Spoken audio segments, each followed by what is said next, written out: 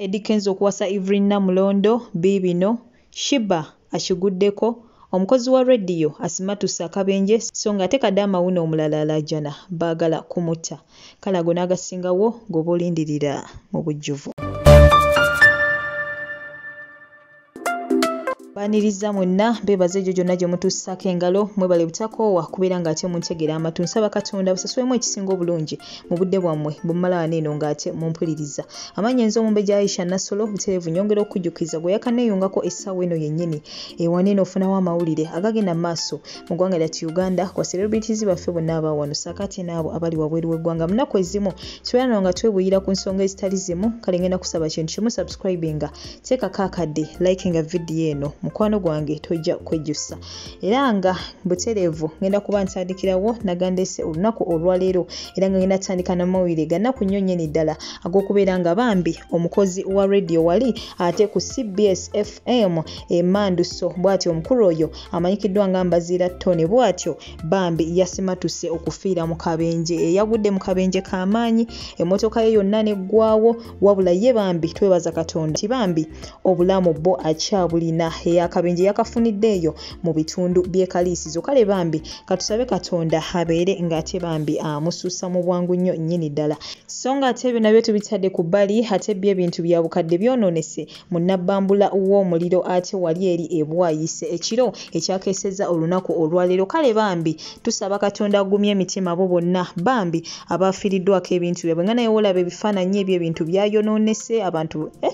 bana ekiseera kye tulimu kibi nnyo nnyo nnyini ddala nti abantu bakava mu korona bagezako kubeera ng'ate bambi bebbulula wabula ate omuliro okuva eri ate ne gusaanyawo byonna bambi bye bataddemu ssente zaabwe. Ekintu ekyo tekiba kirungi n'akamu n'akeddagala. Kale bambi tubateekeko omusaala abantu abaliyo nawe na mukwano gwange ayina ebizibu eby'enjawulo by'oyitamu bambi nsaba Katonda abeere ng'ate bambi akusasira obeere ng'ate obivuunuka so ng'ate ebyo nabyo tubitadde ku bbali abakadaama okufa kufuuse bakadaama okubeera ng'ate bambi bafa bakadaama enkya n'eggulu battibwa bano baggiddwamu ensigo bano battiddwa bafumitiddwa ebiso bannange si byangu nnyo n'akamu n'akeddagala. Kati nno munnaye twabadde tukyali awo ng'ate waliwo akatambi ke tufuna nga waliwo munnaffe omulala alaajana nkuba kyeyo era nga bambi awangalira ate wali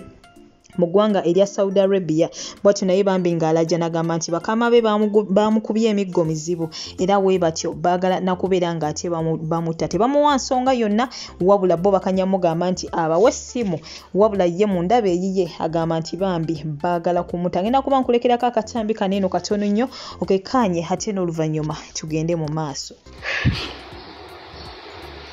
Banaye munyambe abantu bano bankubye lunaku lwaggulu nempulidinga omusayi nga muyitirivu tebantute mu ddwaliro tebanampa kyakulya era bankeereddeko bankuba banzijeko buli kimu bagamba mbawo essimu wakuba kimu mbawo essimu bawangudde esipisa zonna nebakuba nezimenyeka bagamba kimu banzize ku ofiisi baganye mundaba ndena mu uniform njagala kudda ku ofiisi banaesaagala kudda Uganda njagala genda nkole naye abantu bano babi nnyo kye bankoze era kyonna ekinantuukako mumanye wendi wala simanyi nawa simanyi naye kati ndi mufumbiro mwenekwese buli kimu bakiwambye naye ensigaza kimu uniform gye nnyambadde nga bwe mundaba yensigaziza naye muntaasa bankubye buli wamu ndowooza mulaba amatama mulaba eno emiggo gino gyonna miggo bannaaye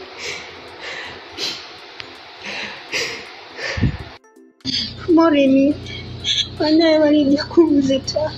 balijja kunzita ssaawa 8 babandise kukobaire ngayo toli bitwala nga bituufu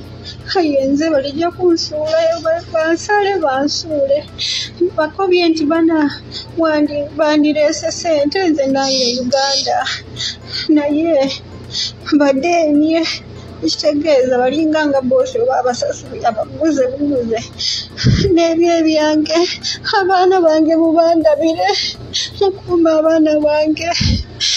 Engawo birabye mukwano gwange byebyo tuteeke mwana muwala ono musaala ne bannaffe bangi nnyo abali mu mitawaana essaawa eno. Nze kyenyongera okujjukiza mukwano gwange nti bangi nnyo bannaffe abafuna ebizibu mu mayumba eyo wabula bano bwe tusobodde okubeera nga ate tutegeera kabavuddeyo ne beerwanirira be b'omukisa wabula waliwo bali be battira eyo mu kasirise ne tutasobola na kubeera nga ate tumanya nti gundi yafa abafamire ye ne bamunoonya mikwano gye ne bamunoonya naye ng'ekyamazima omwana bambi baamutta ali eyo yafa dda zembuyaga ezikazengoye kale bambi bana bavuddeyo ne babeera nga ate beerwanirira bambi tusobole okubeera nga ate tubadduukirira mwenna balina obusobozi bambi muwulire omulanga gwa mwana muwala ono kampuni eyamutwala basobole okubeera nga ate bamutaasa aleme bambi kubeera nga afiirwa obulamu bwe mu bintu nga bino ebitategeerekeka so nga ate eyo nayo nvuddeyo olugambo lugenda mu maaso n'okubeera nga ate luzunga ennaku zino nga Eddy Kenzo ate bw'atyo wagenda okubeera nga ate awasa Evelyn Namulondo olugambo nno lunene lwatandise mabegako I think mu weeks nga 2 emabega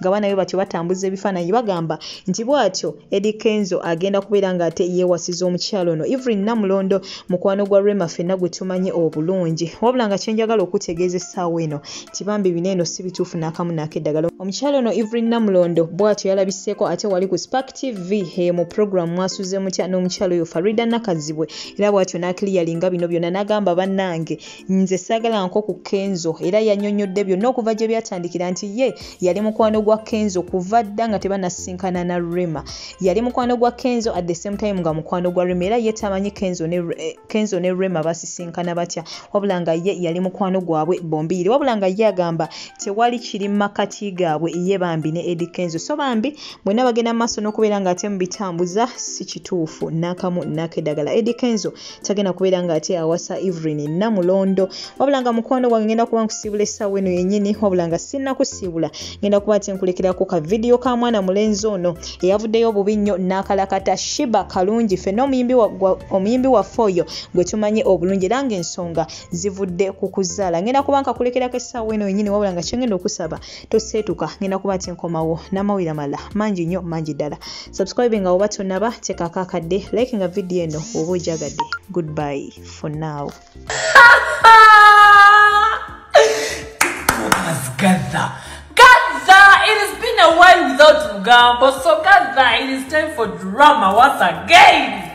Now, just of recent bad career you have done natulaga nti nali lubuto natulaga baby bump yo kitegeera kati ngaze Dr. Sefko nengamba zenga Dr. Sefko omubwata nyumira drama and chaos on TikTok nengamba buli kaseera Rihanna abeera ne birthday Sheebah namupostinga happy birthday buli kaseera Rihanna wayambala akateteyi Sheebah nga akatungisa kati nze agamba Sheebah kalungi namyetegulo era gwe namyepanke yatugamba nti nno gwe munnayo olina kyeyombekedde role model uno tumulabye era tumusiimye ali lubuto ku myaka gye gimu ne gy'olina olinda ky'okuzaala olinda bite olinda ky'okufuna olubuto Sheebah kalungi it is high time ofuna olubuto it is high time kubanga munaife gwolabirako uno uyo ali lubuto kati gwe onamala bamala kubajja mu mbaawo onamala kuwumba onamala kuguba onamala kolaki buli kaseera weetega weeyerusa wemyusa wenyirisa weekola buli kimu abakukwanako bwe bakulekawo ekipali kikufuukidde ekipali obufumbo obugenda buddi kambuzenga omusiru kambuzenga faaniwo akulumirirwa akwagala ennyo Sheebah otusooka ddiwa nga tolina yadde n'omwana oba amagi gasirira tugambe